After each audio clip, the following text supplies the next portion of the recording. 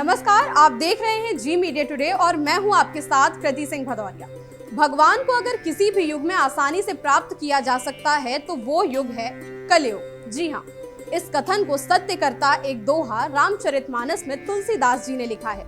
कलयुग केवल नाम अधारा, सुमिर सुमिर नर उतरहि पारा। जिसका अर्थ है कि कलयुग में मोक्ष प्राप्त करने का एक ही लक्ष्य है, वो है भगवान का नाम। तुलसीदास जी ने अपने पूरे जीवन में कोई भी ऐसी बात नहीं लिखी जो गलत हो। उन्होंने आध्यात्म जगत को बहुत सुंदर रचनाएं दी हैं।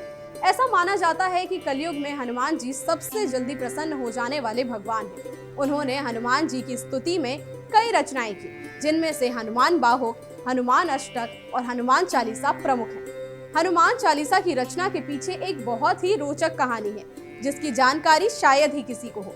आइए जानते हैं हनुमान चालीसा की रचना के पीछे कहानी क्या है। दरअसल ये बात उस समय की है जब भारत पर मुगल सम्राट अकबर का राज्य था। सुबह का समय था। एक महिला ने पूजा से लौटते हुए तुलसीदास जी के पैर छुए। तुलसीदास जी ने नियमानुसार उसे सौभाग्यशाली होने का आशीर्वाद दिया। आशीर्वाद मिलते ही महिला फूट फूट कर रोने लगी और रोते हुए उसने बताया कि अभी अभी उसके पति की मृत्यु हो गई है। इस बात का पता चलने पर भी तुलसीदास जरा भी विचलित नहीं हुए और वो अपना आशीर्वाद को लेकर पूरी तरह से आश्वस्त थे, क्योंकि उन्हें इस बात का ज्ञान भली भांति था कि भगवान राम बिगड़ी बात संभाल लेंगे और उनका आशीर्वाद खाली नहीं जाएगा। उन्होंने उस महिला सहित सभी को राम नाम का जाप करने को कहा।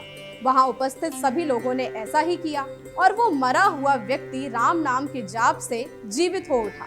ये बात पूरे राज्य में जंगल की आग की तरह फैल गई। जब ये बात अकबर के कानों तक पहुंची तो उसने अपने महल में तुलसीदास जी को बुलाया और भरी सभा में उनकी परीक्षा लेने के लिए कहा कि कोई चमत्कार दिखाएं।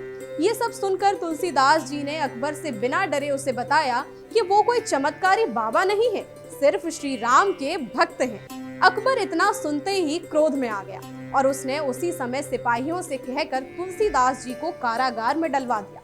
तुलसीदास जी ने तनिक भी प्रतिक्रिया नहीं दी और राम का नाम जपते हुए कारागार में चले गए। उन्होंने कारागार में भी अपनी आस्था बनाए रखी और वहां रहकर ही हनुमान चालीसा की रचना की और लगातार 40 दिन तक उसका निरंतर पाठ किया। 40वें दिन एक चमत्कार हुआ। हजारों बंदरों ने एक साथ अकबर के राज्य पर हमला बोल दिया। अचानक हुए इस हमले में सभी अचंभित हो गए थे। अकबर को इसका कारण समझ नहीं आया। किसी हिंदू मंत्री के द्वारा उसको समझाया गया कि यह हमला तुलसीदास जी के लिए हुआ है। उसे भक्ति की महिमा समझ में आ गई। उसने उसी क्षण तुलसीदास जी को क्षमा कर कारागार से मुक्त कर दिया और उन्हें आदर सहित विदा कर दिया। इस तरह तुलसीदास जी ने एक व्यक्ति को कठिनाई की घड़ी से निकालने के लिए हनुमान चालीसा के रूप में एक ऐसा रास्ता दिया है जिस पर चलकर हम किसी भी मंजिल को प्राप्त कर सकते हैं। इस तरह हमें भी भगवान में अपनी आस्था को बरकरार रखना चाहिए।